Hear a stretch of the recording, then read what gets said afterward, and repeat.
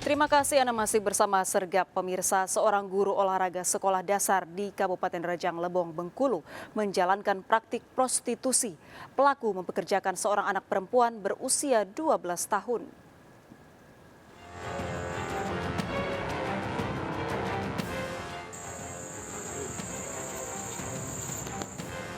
Sebuah rumah tempat prostitusi di Kabupaten Rejang Lebong, Bengkulu digerebek polisi.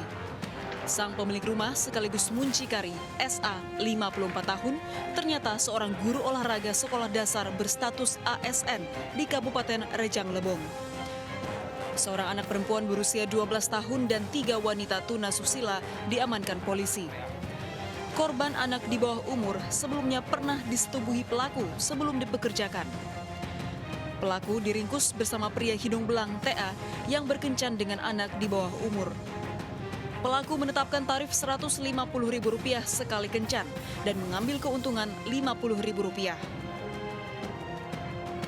Anak korban ini pun sudah sempat dilakukan tindakan persetubuhan oleh pelaku S ini terhadap anak korban ini, dan itu sebanyak 3 kali. Ya.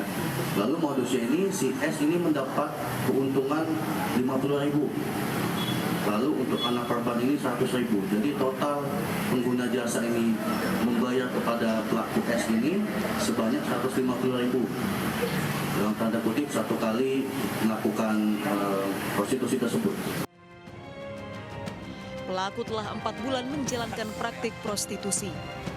Akibat perbuatannya, pelaku terancam pasal tentang perlindungan anak dengan ancaman penjara 10 tahun. Dari Rejang Lebong, Bengkulu, Endro Diwirawan melaporkan.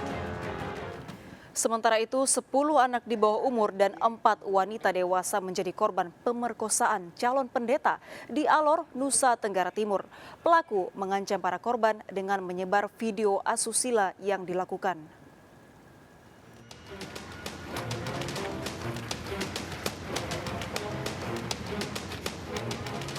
Calon pendeta ini ditangkap polisi setelah 1 tahun melakukan pemerkosaan di Alor Timur, Nusa Tenggara Timur. Pria berusia 35 tahun ini awalnya dilaporkan seorang korban yang masih di bawah umur setelah menceritakan pada orang tuanya. Hingga terungkap sejumlah korban yang kemudian melapor ke kantor polisi. Pelaku ternyata juga merekam tindakan asusila yang dilakukan. Sekarang sudah bertambah jadi 14 orang. Dari 14 orang ini, 10 orang ini masih di bawah umur dan 4 sudah dewasa. Modusnya macam-macam, ada yang melalui tipu daya, bujuk rayu, ada juga diancam misalnya akan dikirimkan, disebarkan gambar-gambar, foto, video yang bersangkutan di media sosial. Tersangka terancam hukuman paling lama 20 tahun penjara, dijerat pasal berlapis, Undang-Undang Perlindungan Anak dan Undang-Undang ITE.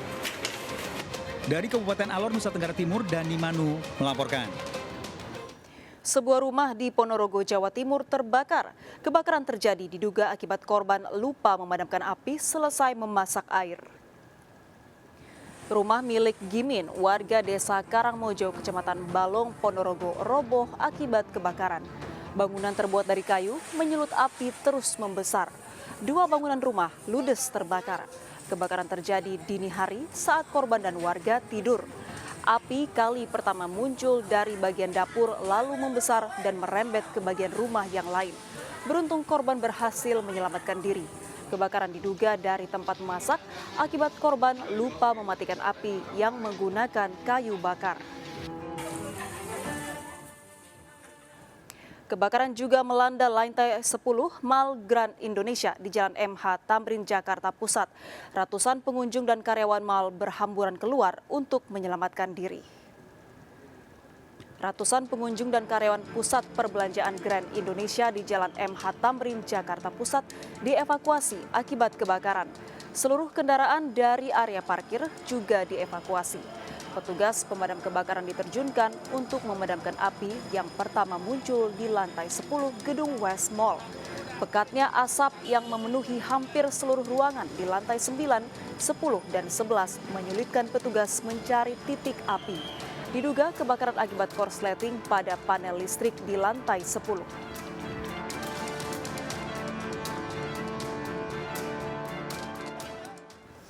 Pemirsa, kita akhiri perjumpaan kita dalam berita kriminal sergap edisi hari ini.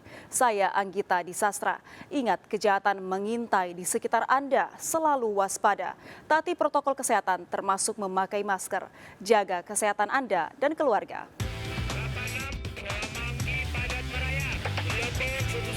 Jajaran Puri hingga saat ini aman terkendali. 86, seluruh jajaran kuda-kuda mengingati masalah